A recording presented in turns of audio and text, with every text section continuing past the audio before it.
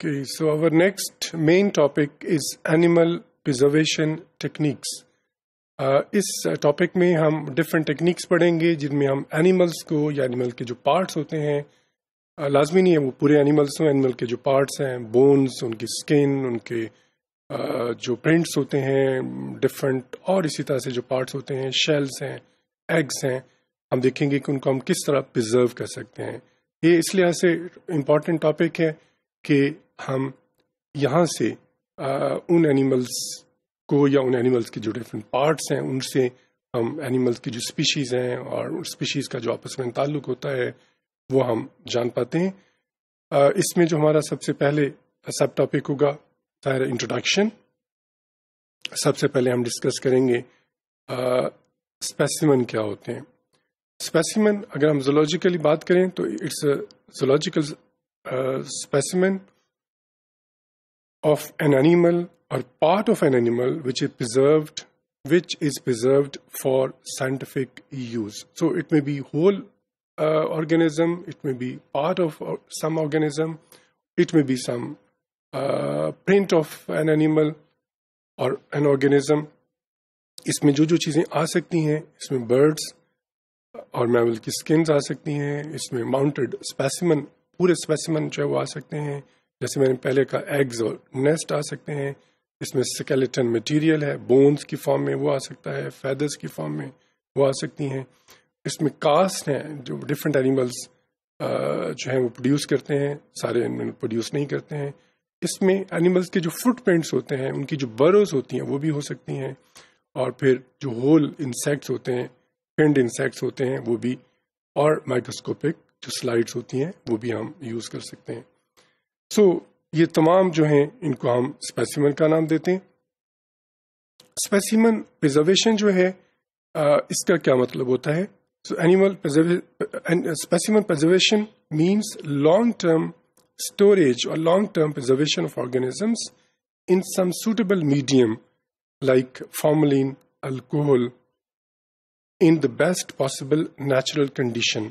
ये जो suitable medium है, जैसे हमने पढ़ा फॉर्मलिन या अल्कोहल है, ये हम क्यों यूज़ करते हैं, ये हम इसलिए यूज़ करते हैं ताकि इसमें डिकम्पोजिशन ना हो और वो जो पार्ट्स हैं या जो बोन्स हैं या जो बाकी एनिमल के हिस्से हैं वो डिकम्पोज ना हो, वो बेस्ट नेचुरल कंडीशन में हम उनको मेंटेन कर सकें. हमें ये ज़रूरत क्यों है? हमें ये ज़रूरत इसलिए है कि ये डिफरेंट फील्ड के अंदर जैसे biological, medical science, agriculture, biotechnology में ज़रूरत पड़ती है रेफरेंस मटेरियल के तौर के ऊपर स्पीशीज़ का आपस में रिलेशनशिप निकालने के लिए या इसी तरह और साइंटिफिक स्टडी के लिए. ऑब्जेक्टिव यहाँ क्या होते हैं, हम ये किस लिए एनिमल्स को या उनके पार्ट्स को प्रिजर्व करते हैं. तो इसमें ज़ाहिर है सबसे पहले जो साइंटिफिक डिस्क्रिप्शन होती है उसके लिए ज़रूरत होती है. हम फ्यूचर में देखना चाहते हैं, हम अब देखना चाहते हैं कि पास्ट में कौन कौन सी स्पीशीज़ थी, तो हमें इनकी ज़रूरत चाहिए पड़ती है. जो आज के एनिमल्स हैं, जो प्लांट्स हैं, वो कल को भी देखना चाहेगा तो ज़ाहिर है इनकी ज़रूरत हमें पड़ती है. सो डिटेल्ड एग्जामिनेशन के लिए, डिस्क्रिप्शन ऑफ रिप्रेजेंटेटिव स्पेसिमेंस के लिए, series of specimens which are deposited, catalogued and maintained in the museum.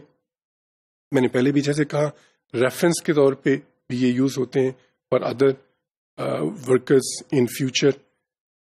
इसी तरह जो नेचुरल हिस्ट्री म्यूजियम्स होते हैं उनके अंदर भी ज़ाहिर है ये जो रखे जाते हैं. वैसे नेचुरल हिस्ट्री म्यूजियम तैयार रिपोजिटरीज ऑफ जूलॉजिकल स्पेसिमेंस वहाँ पे क्यों रखे जाते हैं?